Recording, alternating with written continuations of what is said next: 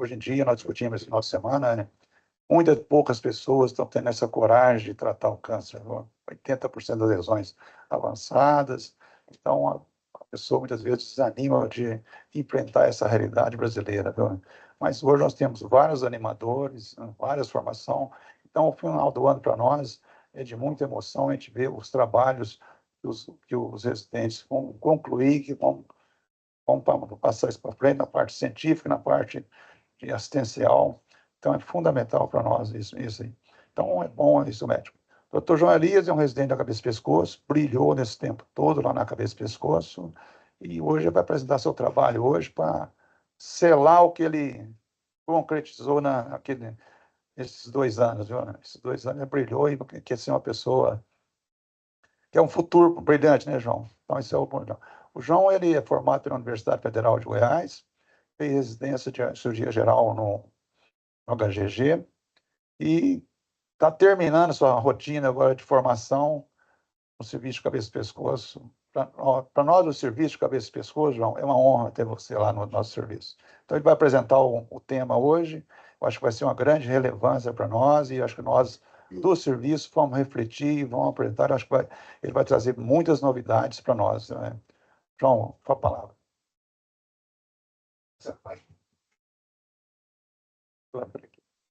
Bom dia a todos. Hoje a gente vai apresentar o trabalho de conclusão de curso. Então, é um trabalho para fechar todo o carinho que a gente tem de ficar aqui no Hospital Araújo Jorge, né? Que desde o internato pensa em vir para cá. Então, vamos falar da realidade do câncer de laringe em Goiânia, né? Então, a gente fez um trabalho que juntou dados dos pacientes atendidos, a maioria aqui no Araújo Jorge, de 2000 até 2018. Foram 412 casos. Então, começando, uma introdução breve. Esse mapa mostra a distribuição do câncer de laringe no mundo, né? Quanto à incidência. A importância dessa figura para a gente é o quanto é incidente aqui no Brasil. Então, comparado com o restante do mundo, o Brasil tem incidência maior do que a média global. Então, a incidência é de 3 casos para cada 100 mil habitantes. Agora, quanto à mortalidade, também no Brasil a gente tem uma mortalidade acima do que a média global tem. Então, tem uma mortalidade de 1,9 para cada 100 mil habitantes.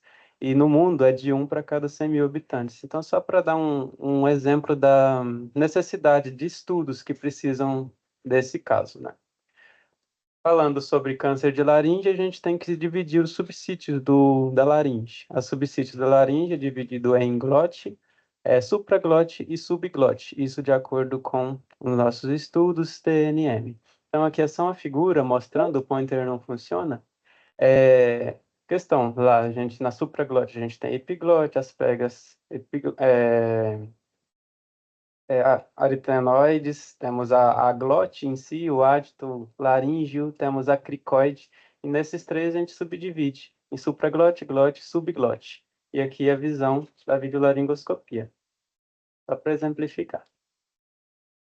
O estadiamento T, vamos dar uma pincelada nesses pacientes. O T1 de supraglote é aquele que está só na supraglote, na glote, limitado a uma ou duas pregas vocais, de acordo com T1A ou T1B, e subglote limitado a subglote. T2, mais de um subsítio, né? Sem fixação da laringe, da supraglote. A glote estende-se para a supraglote ou para a subglote, com motilidade prejudicada das pregas vocais, e a subglote que estende para as cordas vocais com motilidade normal ou prejudicada. O T3 eu já vou ter fixação das pregas vocais, invasão do espaço pré-epiglótico, paraglótico, córtex interno da cartilagem tireoide, mas sem ultrapassar essa cartilagem. O T4 eu já vou ter invasão, T4A, invasão do córtex externo da cartilagem tireoide, invasão de tecidos além da laringe, e o T4B, quando o tumor já fica mais para irressecável. Invade espaço pré-vertebral, artéria carótida, invade estruturas mediastinais também. O N é aquele estadiamento do câncer de cabeça e pescoço, CSC. N1, quando ela tem uma metástase única ipsilateral menor do que 3 centímetros. N2,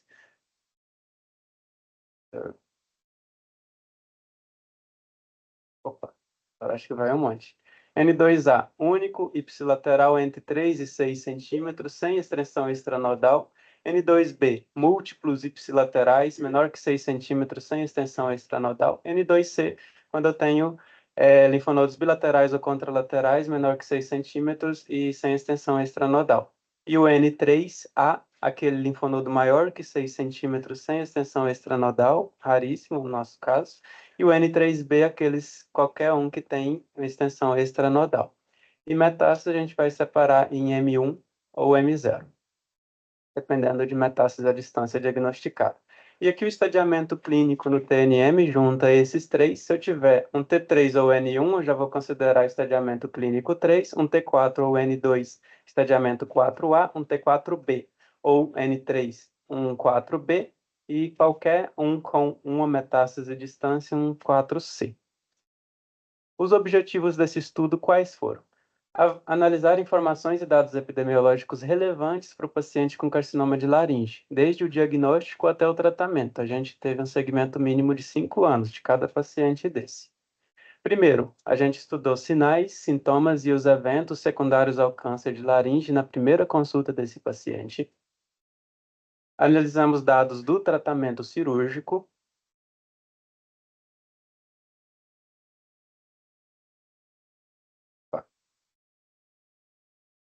Dados do tratamento conservador e todos esses analisando de acordo com a sobrevida global, a sobrevida livre de doença também. Metodologia, então.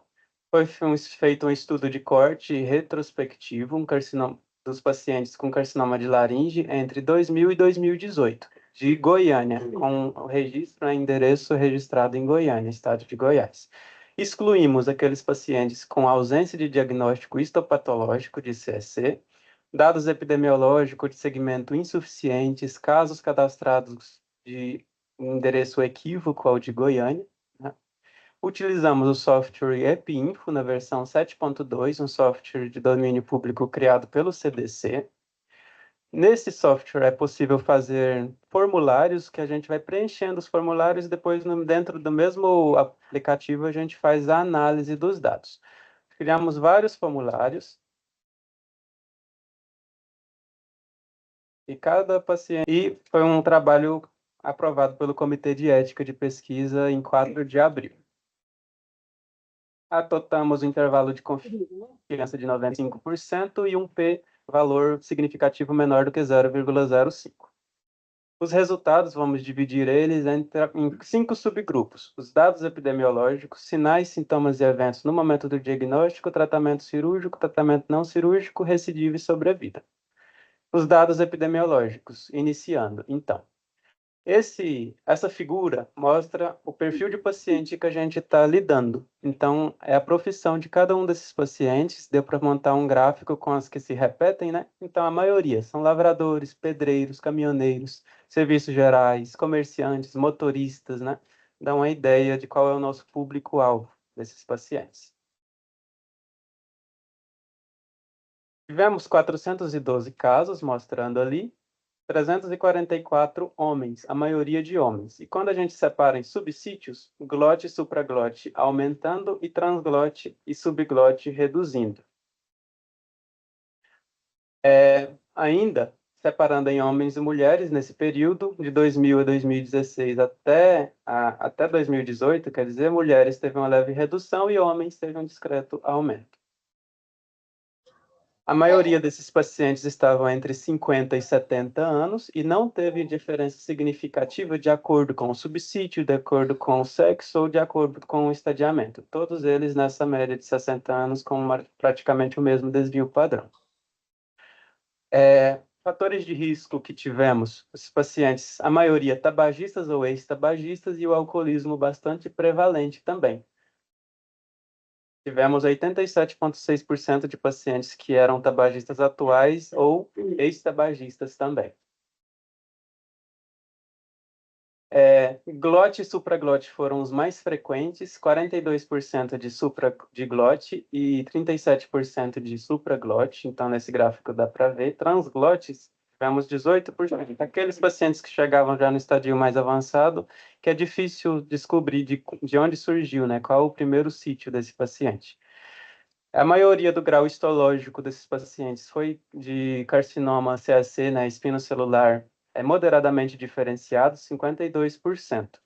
E sítios de metástase mais frequente, incluindo aqueles pacientes que tiveram a recidiva mais tardia, foi de 5,3% para pulmão, seguido de ósseo, cerebral e depois hepática.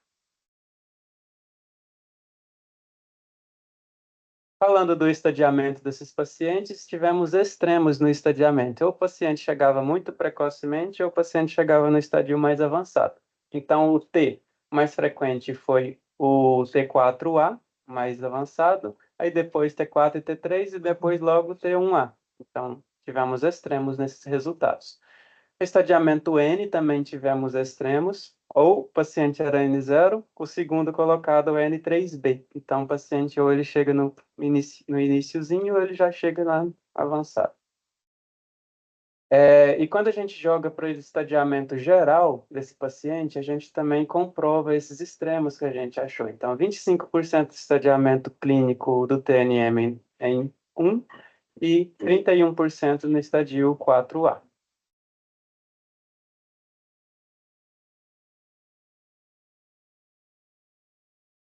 Ainda nos dados epidemiológicos, a gente vê um leve aumento dos casos iniciais e também dos casos avançados no nosso meio.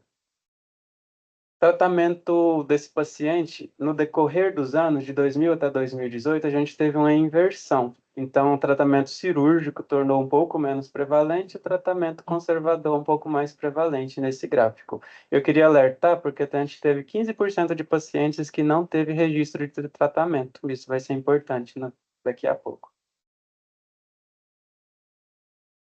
Aqui também a gente vê uma certa diferença do perfil de sítio tumoral para sexo desse paciente, né? Então, homens têm mais tumor de glote, mulheres têm mais tumor de supraglote. E nesse gráfico a gente dá para ver bem essa divisão. Sexo feminino tem mais tumor de supraglote, sexo masculino mais tumor de glote. A gente ainda vê, de acordo com o estadiamento, os tumores de glote, eles tiveram mais frequente estadiamento inicial. Então, glote, eu diagnostiquei mais pacientes estadio 1 e 3, e subglote também, estadio 2.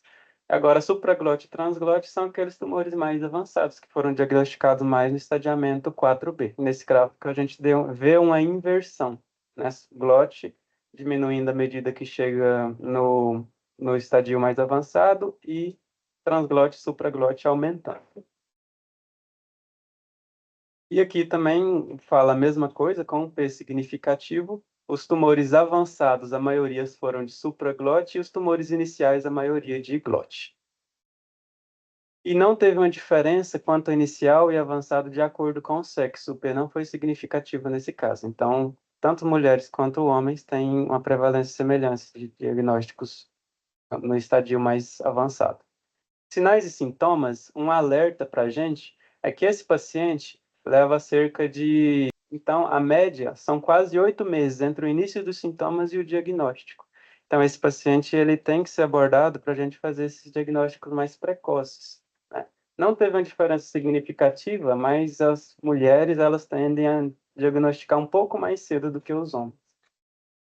Quanto aos principais sintomas, a gente também vê uma diferença da prevalência desses sintomas nos pacientes de acordo com o subsítio invadido. Por exemplo, pacientes com tumor de glote apresentam mais disfonia, pacientes transglóticos são mais traqueostomizados precocemente, têm mais dispneia, né? Sobre pacientes de supraglote têm mais linfonodomegalias na primeira consulta. Aqui são todos os sintomas dos pacientes na primeira consulta. E à medida que eu passo o estadiamento T, esse paciente vai ficando mais sintomático. Em verdinho são sintomas mais do que 20%, e em verde mais escuro, acima de 50%. Então, note que no decorrer que vou avançando o estadiamento T, eu vou apresentando mais sintomas, de forma que no estadiamento 4A, eu tenho traqueostomia precoce em 59%, 60% desses casos.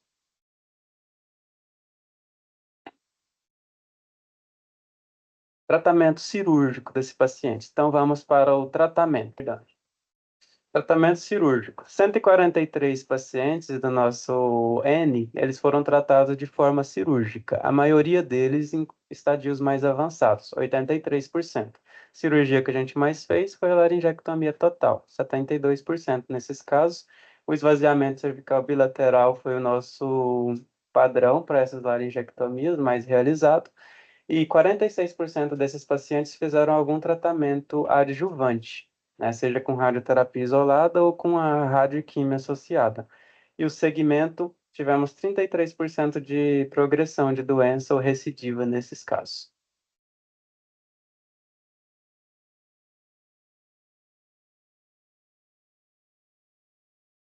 Nossa complicação precoce mais frequente foi a fístula faringocutânea nesses pacientes, que é uma fístula que é preciso várias cirurgias para reconstrução no decorrer. Complicações tardias, tivemos hipotireoidismos e algumas outras. Achados. A gente analisou os anatomopatológicos desses pacientes e tivemos esses achados: metástase linfonodal, invasão angiolinfática, extensão extracapsular. Tudo isso a gente vai mostrar de acordo com a relevância significativa daqui a pouco. A média dos tumores que a gente tirou tiveram um tamanho, um diâmetro maior de 36 milímetros. E a maioria deles estava entre 15 e 55 milímetros nesse meio aqui. E a margem, a maioria das margens foi de 1 a 4 milímetros, numa média de 4 milímetros, mais ou menos 3. Tratamento adjuvante desse paciente, a maioria foi com radioterapia 2D, dada a época e as condições do nosso serviço. 70% realizaram, 66 desses pacientes, né, fizeram tratamento com radioterapia 2D, alguns com 3D, e a maioria nesse esquema, de 33 frações para 200 centigraus. E quando utilizada, a adjuvância foi com a cisplatina, a quimioterapia. E a duração média desse paciente foi de 63 dias para completar a adjuvância. E esse gráfico mostra os fatores que estão associados à recidiva da doença. Então, aqueles fatores histopatológicos associados, o que a gente viu, maior associação foi a invasão perineural. Então, a invasão perineural aumentou o risco relativo de forma significativa desse paciente. O tamanho maior que 35 milímetros, as margens comprometidas ou menor que 3 milímetros, extensão extracapsular, metástase linfonodal, foram todos fatores positivos para pior prognóstico nesses pacientes, recidiva tumoral. E a gente vê um aumento da recidiva à medida que aumenta o estadiamento clínico também. Por exemplo, o estadiamento clínico 4B, 64% de recidiva, enquanto que no 1, apenas 19% de recidiva nos pacientes tratados de forma cirúrgica, um P significativo também. E os tratados não cirúrgicos, né? A maioria dos não cirúrgicos, 205, foram os estadios iniciais, 1 e 2. Tratamento mais realizado foi radioterapia 2D, né, ou apenas radioterapia ou radioquímio concomitante. E o esquema de doses foi de 35 para 200 centigraus nesses pacientes. A maior parte, né? A média do paciente para completar o tratamento conservador foi de 73 dias, com um desvio de 49 dias. E o alerta aqui é que 15% desses pacientes demoraram mais do que 90 dias para completar radioquímio ou radioterapia para tratamento desses tumores. E o fármaco mais usado, né, o quimioterápico mais utilizado foi a cisplatina com ART. E também tivemos uma porcentagem de TPF com indução e depois cisplatina.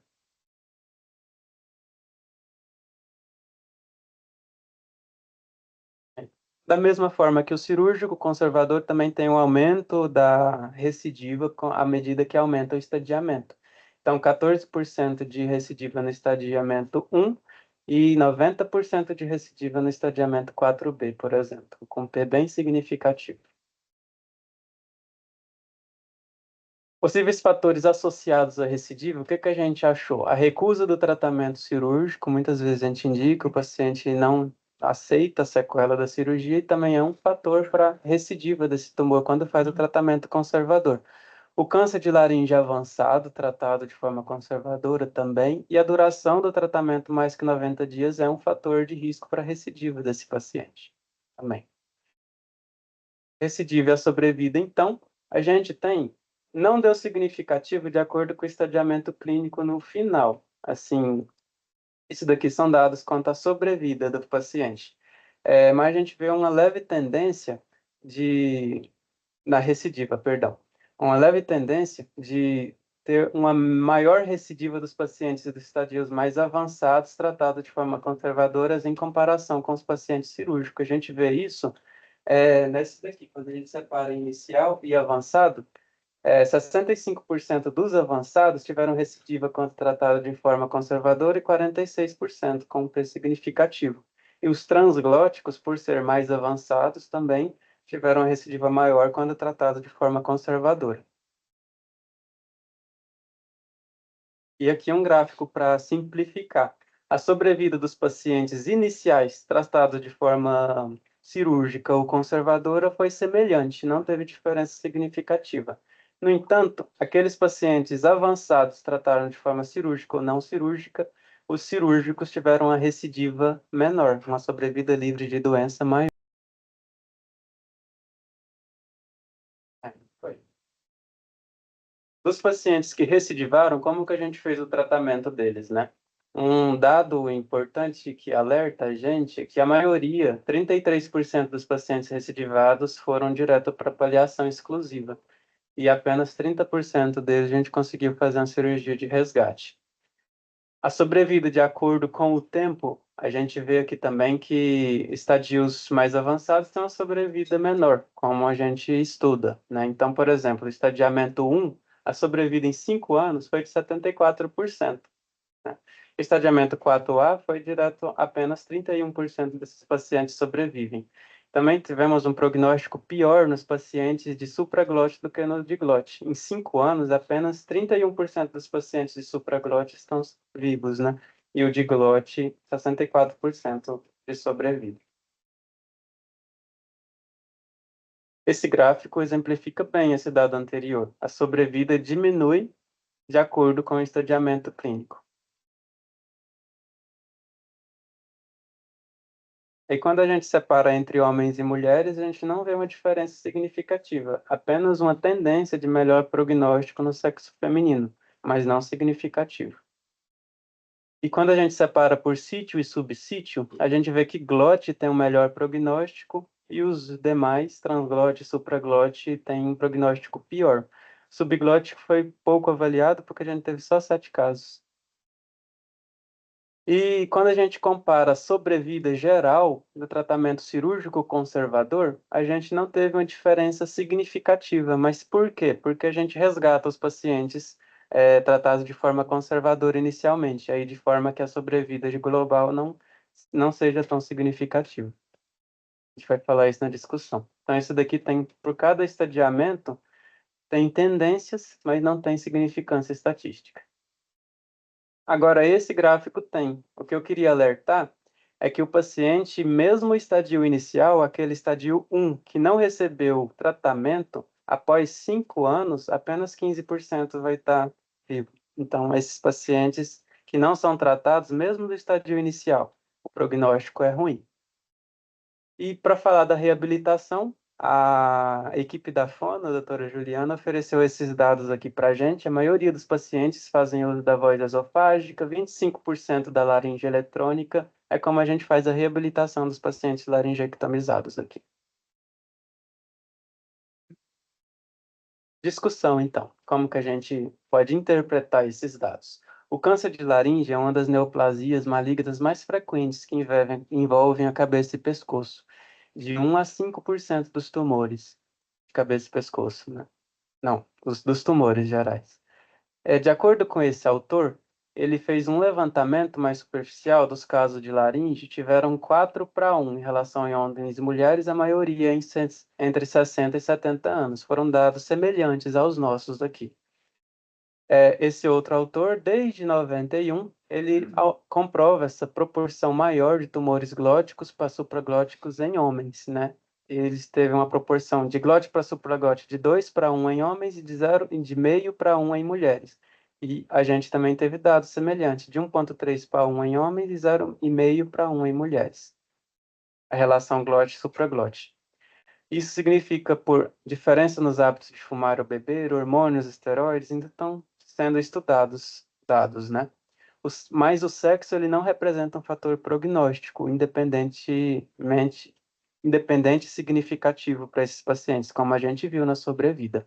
O tabagismo já é conhecido, nossa, de ser um tumor, de ser um fator de risco causador de tumores, né? Já é bem estabelecido isso, por câncer de laringe. 87% dos nossos pacientes foram tabagistas ou ex-tabagistas. E o câncer de laringe representa o segundo mais frequente tumor relacionado ao tabaco.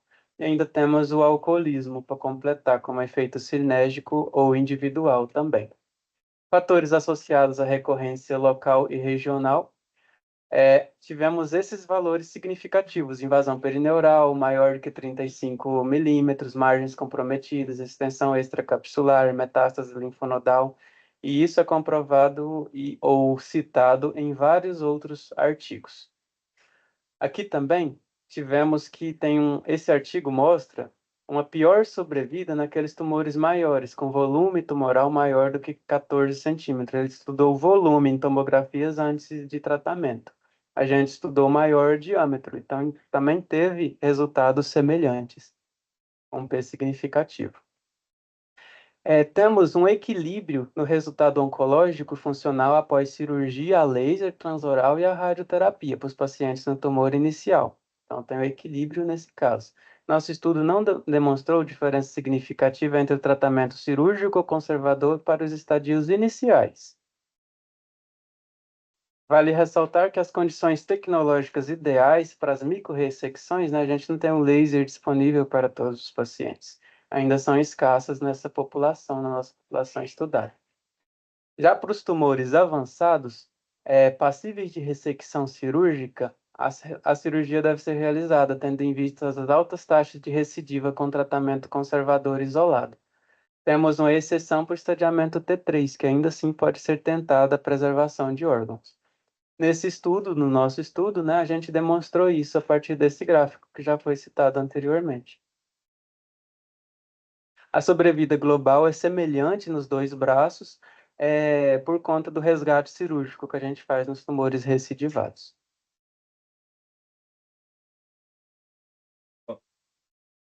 Tá bom. É preciso destacar que, apesar dessas estatísticas, a opinião do paciente deverá prevalecer para a escolha do tratamento, seja no câncer inicial ou avançado. Destaque-se também a maior taxa de recidiva nos pacientes que realizam terapia conservadora de forma irregular, aqueles maior do que 90 dias de duração. Os que recusam de qualquer forma o tratamento, mesmo nos estádios iniciais, não ultrapassam a sobrevida de 15% após 5 anos. E os resultados podem estar associados a baixa renda familiar, baixa escolaridade, dificuldade de acesso ao Sistema Único de Saúde, vários fatores que impedem esse tratamento. Concluindo, então, apesar das limitações, né, um estudo retrospectivo de coorte, a gente corroborou a redução da sobrevida de forma proporcional ao estadiamento clínico. Corroboramos também a invasão perineural, tamanho do tumor maior que 35, margens comprometidas ou menor que 3, metástase linfonodal, extensão extracapsular, todos como fatores que denotam prognóstico desse paciente. Observamos melhores taxas de sobrevida livre de doença nos tumores de laringe avançado tratados inicialmente com cirurgia, e a alta taxa de pacientes diagnosticados nos estadios 3 e 4 também é um fator de alerta que justifica medidas de conscientização para toda a população, principalmente naqueles públicos de baixa renda, baixa escolaridade, dificuldade de acesso ao Serviço Único de Saúde. Essas foram as referências. Vamos abrir para a discussão.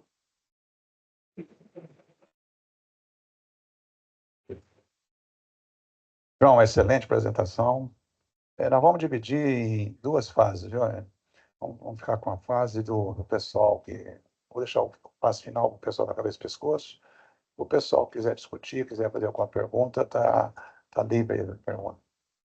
Os residentes, cadê os residentes? Os residentes que querem falar aí, ó. O Elite sempre fala. Bom dia, beleza, Zé? Bom dia a todos.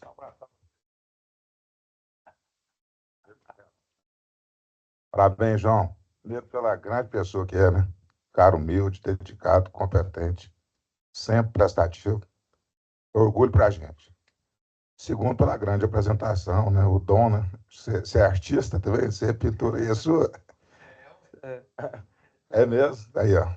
Então, merecidamente, né? Minha dúvida, na verdade, às vezes, talvez até simples. Você domina em glote e suplaglote, por quê? Porque o primeiro órgão que vai estar em contato com os agentes.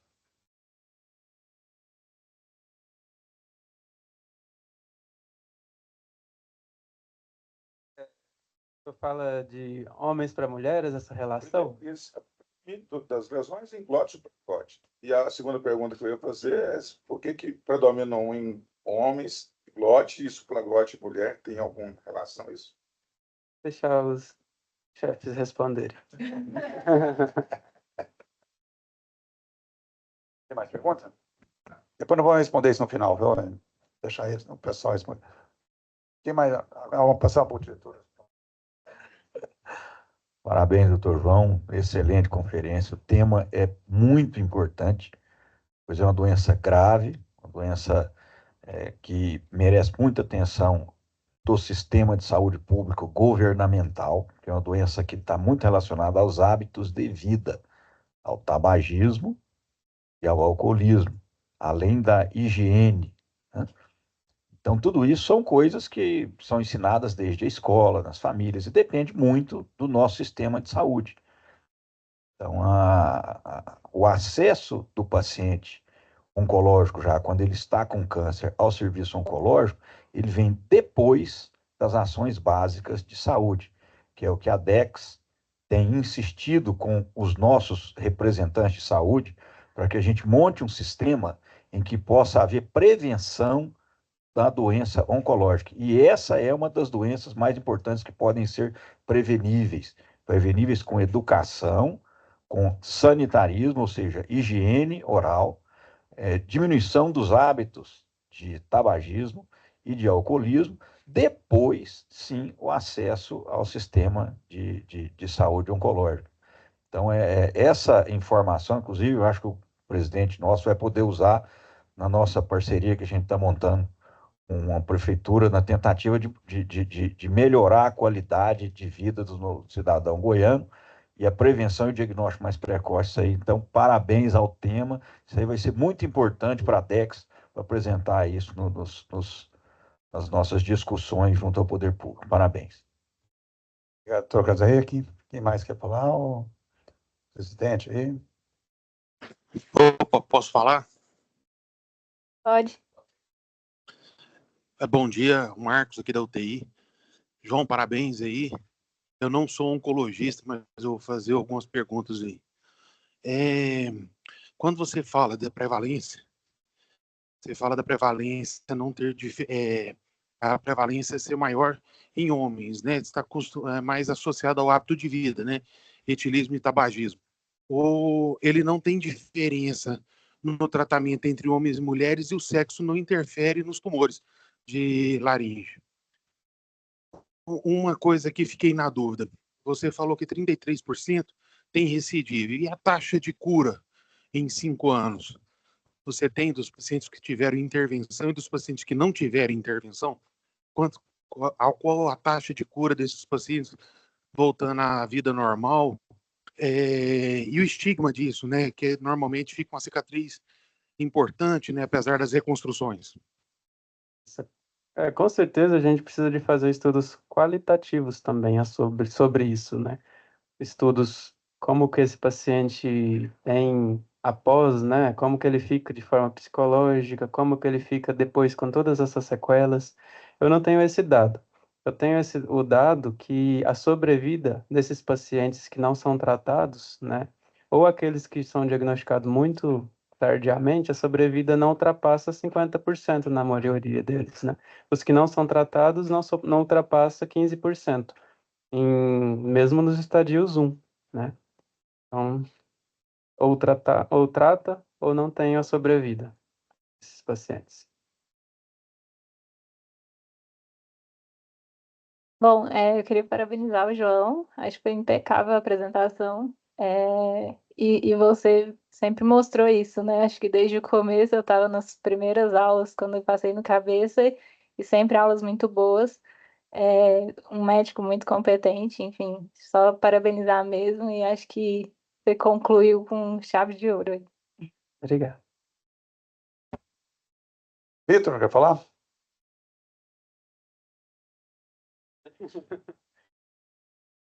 Bom, a apresentação, na minha opinião, do Dr. João foi impecável, essa palavra que a doutora Isabela usou, eu concordo.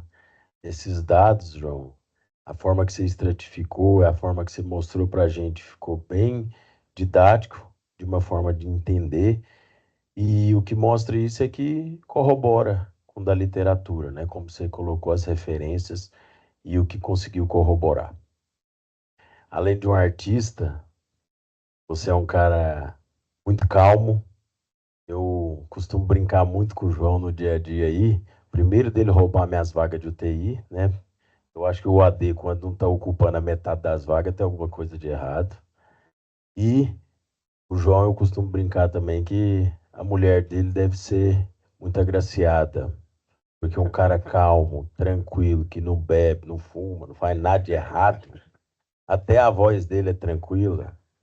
Se existir uma aura voando por aí, ela vai parar na cabeça, vai pairar na cabeça dele, né? E até a voz do João é consoladora. Então, cara, você, cara, é um cara nota 1000, viu? É um prazer estar finalizando essa residência junto contigo. Eu tenho certeza que todo mundo aqui dentro é consoante com essa opinião, tá? E é uma pessoa que a gente vê o crescimento, sim, importantíssimo. Doutor José, ninguém é melhor do que ele para poder dizer isso, né? E a gente já brincou algumas vezes nos bastidores também. Você é um cara que teve uma evolução muito importante dentro dessa residência, a curva importantíssima, e fora esse contato pessoal, né? Eu acho que é isso. A sua esposa tem que agradecer a Deus, viu? Você é um cara muito tranquilo, muito obrigado. Orgulho de ter feito essa residência contigo, viu, Joãozinho? Prazer é meu. Obrigado, Vitor. Eu vou ter uma palavra para vocês. Vamos ver a terapia aqui, ó.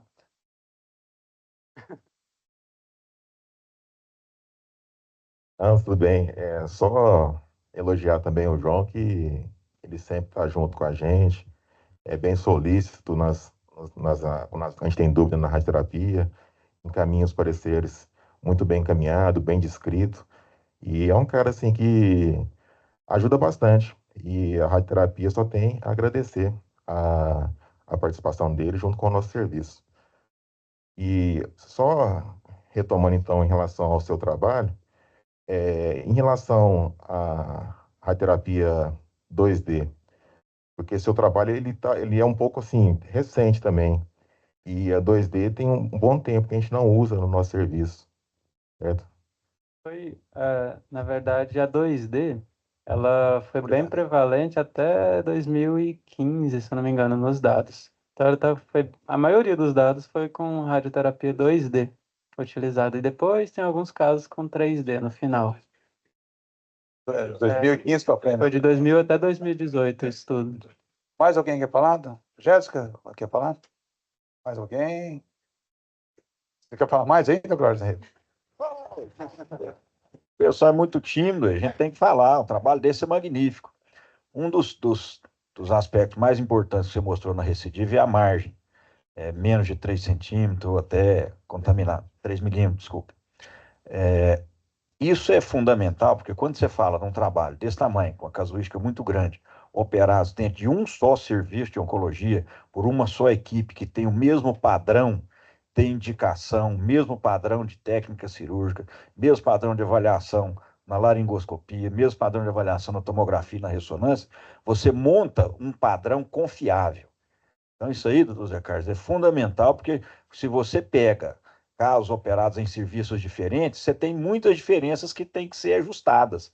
Então, talvez, até num trabalho vindouro, futuro, a documentação mais detalhada dessas margens, desde o exame clínico do paciente, laringoscopia, tomografia, ressonância, e durante a cirurgia também, que é uma coisa que a gente está sempre insistindo com toda a sua equipe. Nós dois fotografamos demais, o Alexandre também fotografa. Então, a gente construir um novo trabalho prospectivo, baseado nesses critérios, mesmo em lesões menores, em lesões que às vezes não sejam tão grandes assim, né? É uma proposta, não sou especialista em cirurgia de cabeça e pescoço, eu não sou nem médico, mas é uma proposta que talvez possa trazer um estudo prospectivo para os próximos trabalhos aí da instituição. Tá bem, Anjo? Gostei da palavra vindouro, João. Palavra bonita. Nós já temos um trabalho prospectivo já que chama Headspace, entendeu? Tem várias participações no Brasil, na América do Sul e na Europa. Então, nós estamos fazendo já. Vamos dividir, mais ninguém quer falar, agora vamos dividir com a cabeça e pescoço. Né? Eu vou deixar a oportunidade para... Nós temos 10 minutinhos, hein? Queria agradecer ao João por tudo que ele me ensinou desde que eu entrei. Eu tenho ótimos staffs, mas eu acho que o João é o meu staff mais fiel, que tudo que eu tenho dúvida, João, o que que é isso? Me ajuda aqui. E ele sempre me apoiou, me ajudou. E elogiar muito ele pelo trabalho, porque eu acredito que ele evidenciou várias mudanças significativas para a gente, quanto a cirurgia é importante, quanto é importante a gente orientar o paciente desde a primeira consulta, tirar esses estigmas dele, quanto a cicatriz, quanto a fonação depois. E pelos esses dados a gente conseguiu ver que tumores avançados é importante que seja implementada essa ideia de cirurgia do esclarecimento. E tenho certeza que todo mundo que tiver a sorte de ter o João como cirurgião vai ser uma pessoa muito abençoada. Doutora Glenda. Bom dia a todos. Muito orgulho, né, João, que nós estamos aí de você, do trabalho. O doutor Carlos já falou tudo que a gente queria falar, né, sobre a relevância do trabalho, o fato de ter sido algo do nosso serviço. Durante esses últimos meses, nós assistimos a sua dedicação na coleta desses dados. Não é nada fácil coletar dados de tantos prontuários assim. Então, o comprometimento, a dedicação se refletiu não só na execução desse trabalho, mas também em todo o seu processo de aprendizado na residência. E estamos muito satisfeitos de ver esse resultado, de ver como você se desenvolveu ao longo do tempo, de ver como você não promete nada, mas entrega tudo. Acho que esse é o resumo, né? Assim, muito discretamente, mas com uma relação médico-paciente excelente, o comprometimento com o serviço, o fato de ser muito atento ao que nós te orientamos, ao que nós falamos para você, isso é muito satisfatório para quem está do outro lado ensinando também. Então, eu fico muito feliz, né? Acho que não tem como elogiar mais esse trabalho, ficar mais satisfeita do que já estamos em relação ao trabalho, mas também com o seu processo de aprendizado e com o seu desenvolvimento como médico ao longo desse tempo que a gente está junto. É muito satisfatório mesmo e estou muito feliz. O doutor Saulo fez uma pergunta no chat? Sim. Vou ter que João responder Elias, rápido. eu vou replicar o que ele me passou aqui. João Elias, boa apresentação. Os casos de metástases pulmonares foram confirmados por biópsia? Qual foi o critério principal de confirmação de metástases de não um segundo primário em caso de lesão pulmonar única? Muito importante essa pergunta mesmo. Não todos eles não foram confirmados com biópsia, até porque esses pacientes evoluíam a mais rápidos até o óbito, né? Antes de ter essa comprovação. Pode sim se tratar de segundo primários, mas eu não tenho esse dado da porcentagem. Mas a gente teve muitos que sim, foram confirmados com biópsia, mas a maioria não. Geralmente é metástases múltiplas, né? Sorteio. Geralmente deve ter passado pela torácica também. Sim, todos eles passaram pela torácica. Foram encaminhados e tiveram consulta. João, rapaz humilde, objetivo, eficiente, né? Um menino que a gente viu crescer, um menino que esteve conosco como interno, depois veio como um profissional e tem cada dia se tornado um profissional muito melhor e a gente tem assistido isso no dia a dia. Então, todos os adjetivos que foram utilizados para você aqui são de extrema relevância e interpretam o João que a gente conhece. Sobre o trabalho, a gente acha interessante e importante um trabalho desse, que fala de uma doença que desenvolve, se apresenta na maioria das vezes como disfonia, né? Então, aqui na sala nós temos 2 disfônicos hoje, e o tanto que isso é importante, porque o paciente ele tem que participar do diagnóstico. É o paciente que procura o profissional, né? Então, disfonia é algo que não incomoda muitos pacientes, por isso que eles chegam numa fase tão avançada, muitas vezes. Ele demora a procura. E uma vez que ele chega no serviço, o serviço também tem que oferecer esse tratamento o mais rápido possível. E tu mostrou uma foto ali que impacta quem é mais antigo aqui, que é a foto dos prontuários, né? Aquela pilha de prontuários. Quando a gente chegava no ambulatório e a gente observava aquela pilha, para quem é mais novo não entende, mas ali naqueles prontuários a gente consegue ver que a maioria são homens, pela estratificação da cor do prontuário, né? Que a gente utilizava o azul e o verde para homem e o rosa para as mulheres, né? Na gineco é totalmente diferente. E aquilo ali tinha um impacto, porque às vezes se o paciente estava ali e não tivesse prontuário, ele não era atendido, a gente só atendia se o prontuário tivesse. Mas às vezes o prontuário estava na oncologia clínica.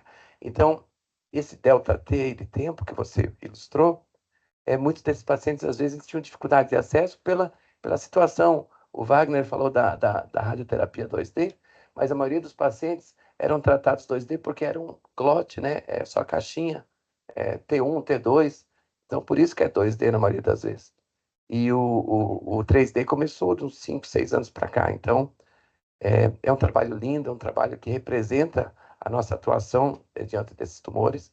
A gente vê que a nossa sobrevida não é tão boa e a gente precisa melhorar isso. Mas para melhorar, vem o TASI para melhorar essa questão de eu não tenho mais motivo de não atender agora, porque o prontuário está na minha frente, né? A radioterapia ela precisa agilizar, quer dizer, um T1 de glote que eu encaminho hoje, ele tem que ser tratado daqui a 1 mês, máximo, né? E não 3 meses, como a gente tem visto que tem acontecido. Então, esse trabalho ele serve, doutor Carlos, para mostrar que tem muita coisa para melhorar mesmo, né? Reflete os últimos 15 anos que a gente tem enfrentado. Parabéns pelo trabalho, viu? Parabéns mesmo.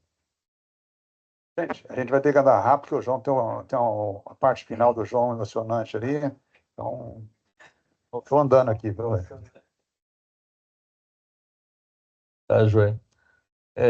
Assim, em relação ao trabalho, né, assim, a gente poderia ficar horas e horas aqui destrinchando esses dados, né, e, assim, é um trabalho extremamente relevante e eu destaco, uma das coisas que me chama muita atenção no trabalho é o destaque da cirurgia de resgate, o valor da cirurgia de resgate para a laringe, né, não é todo serviço que é habilitado em fazer resgate e qual tipo de resgate a ser utilizado é uma coisa que a gente também tem que pensar, né, desde procedimentos parciais até a laringectomia total, que é o principal resgate utilizado. Então, assim, esse trabalho ele corrobora o valor da cirurgia de resgate. É um dos dados importantes que fica para o cirurgião. Né? As outras coisas eu acho que todo mundo já discutiu e o que vale a pena nessa apresentação é destacar a sua evolução, né, desde o internato até agora, né? Desde um interno extremamente dedicado a um excelente residente, assim, a sua evolução ela foi assim galopante, né, a olhos vistos, de um R1 que foi assim, extremamente solícito com tudo, ajudou a Bianquinha, né, com tudo, mesmo aguentando a vozinha estridente dela na cabeça, né, até um R2, né, praticamente já um staff ajudando a Bianca em tudo e assim desenvolvendo uma habilidade cirúrgica que, na minha opinião, é ímpar, tá? Assim, a mesma habilidade que você tem para desenhar, você está tendo para operar. Então, eu te dou os parabéns. Antônio Paulo. Olha, tudo já foi dito, quase tudo. Eu quero dizer que eu tenho uma admiração pessoal por você. Eu apenas acho que você já veio de casa, assim. Eu admiro muito seu pai e sua mãe, apesar de não conhecê-los, porque você é uma pessoa realmente especial. Quanto ao trabalho, a gente já tinha sido apresentado. Eu acho que esse trabalho é talvez o melhor trabalho que eu tenha visto nos últimos muitos e muitos anos, porque ele é um espelho do hospital.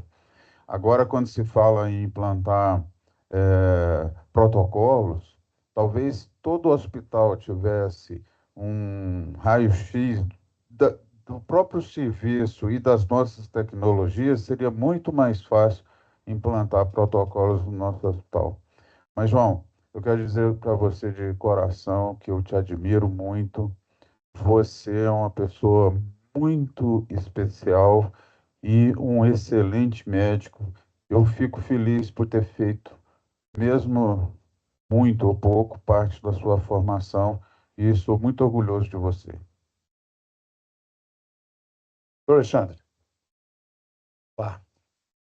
Bom, não tenho o que falar. Foi realmente, eu concordo com o Antônio, foi um trabalho excepcional. Eu quero que você mande para mim ele agora, pra eu guardar em casa e mostrar para os outros. Não, mas ficou bonito demais. Tem umas figuras aí que eu queria botar no quadro oh, muito legal. E essa parte estética, né?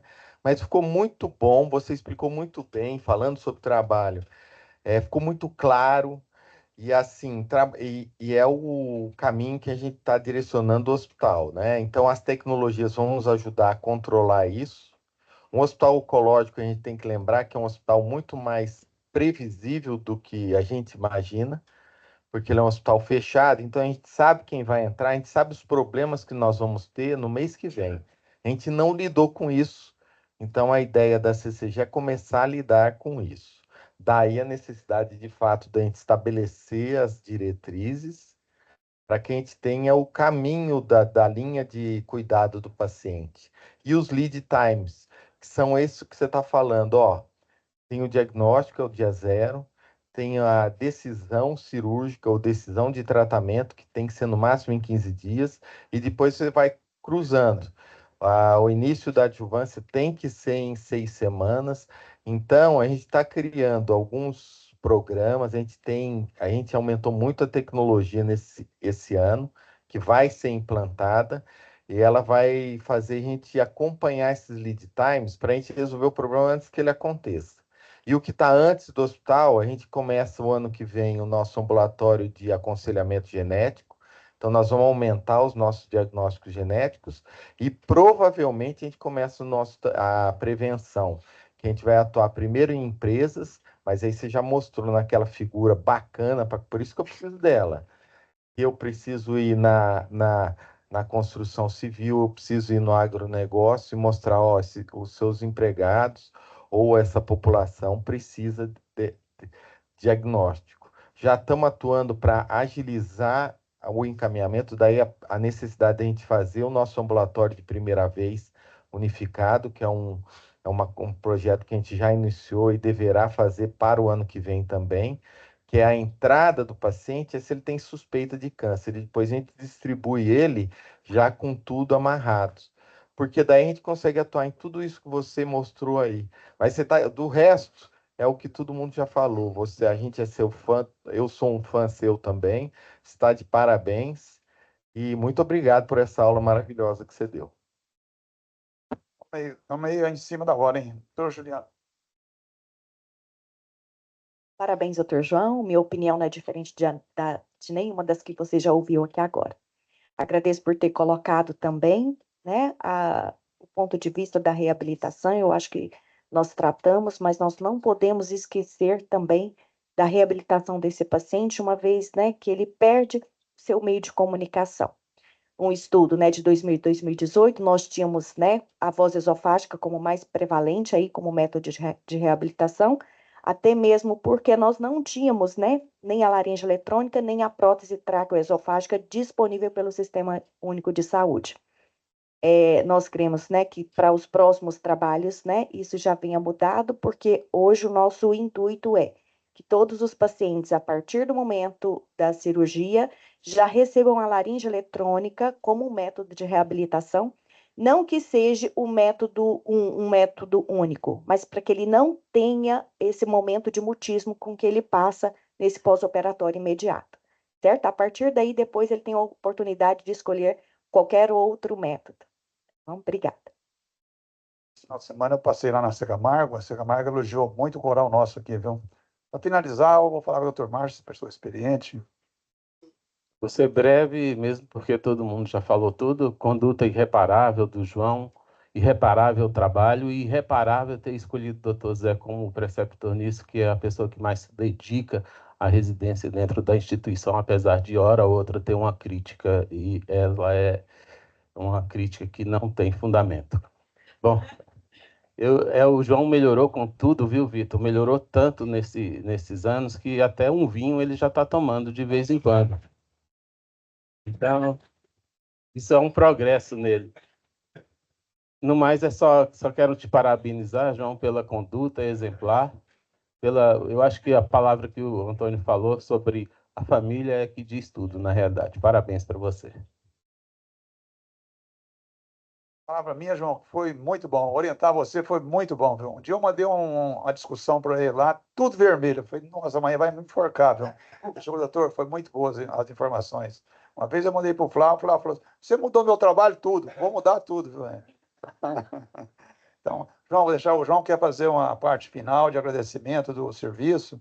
Então, nós dividimos isso aí. Então, João, foi muito bom, viu? Você foi uma pessoa que brilhou aí no serviço e todos nós ficamos muito surpreendentes. Bem da parte cirúrgica, da parte também intelectual.